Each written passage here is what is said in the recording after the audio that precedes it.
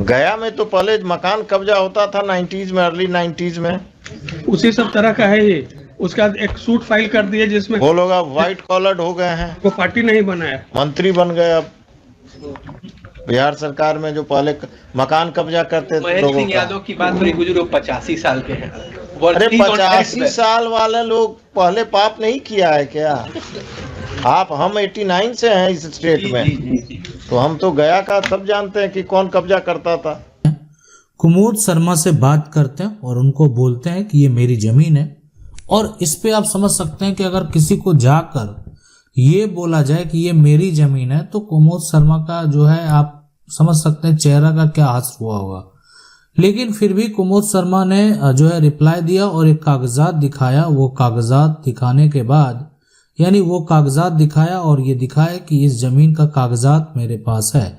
विनय शर्मा के पास जमीन का खतियान है जो कि उनके पूर्वज के समय से है। विनय शर्मा के पास जमीन की रसीद भी है। लेकिन कुमोद शर्मा के पास एक डॉक्यूमेंट है, एक रजिस्ट्री है जिसका ना तो म्यूटेशन हुआ है, यानी आप कह सकते हैं ना उसका दाखिल खारिज हुआ है, ना वो सरकार को टैक्स पे कर रहे हैं, लेकिन वो जमीन पर कब्जे में है। अब ये रजिस्ट्री जो है सही है या ये रजिस्ट्री फर्जी है, इसके आधार पर ये कब्जा कुमोद शर्मा किए हुए हैं। अब इसमें हो क्या सकता है, क्या कर सकते हैं विनय प्रताप, क्या कर पाएंगे? कब्जा कानून क्या करेगा?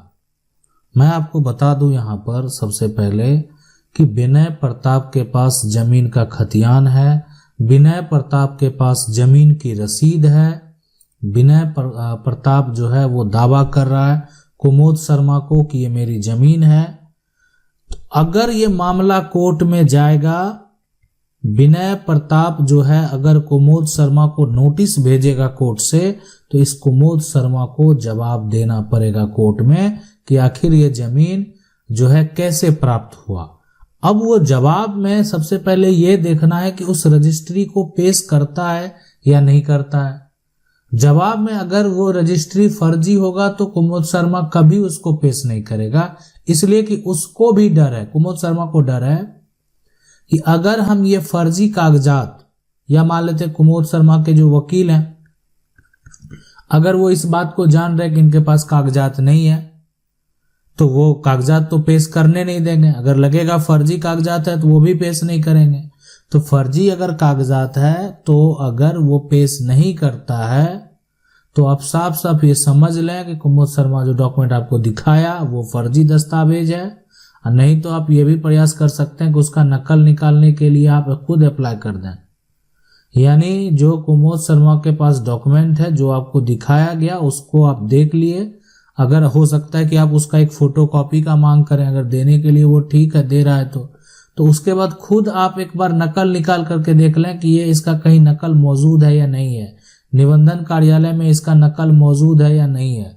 अब कहेंगे कौन इतना करता है कि फोटोकॉपी दे देगा, तो जिसके मन में है कि वो जमीन को हमको कब्जा करके रखना, जमीन किसी भी हालत में नहीं छोड़ना है, तो वो नकल नहीं देगा।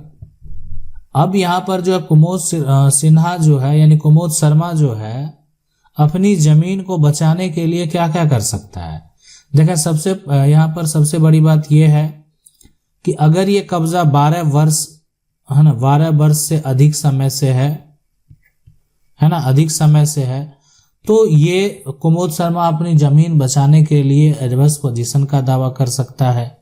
यानी आज से उस जमीन पर आप कब्जे में नहीं, लंबे समय से जमीन पर कब्जे में है।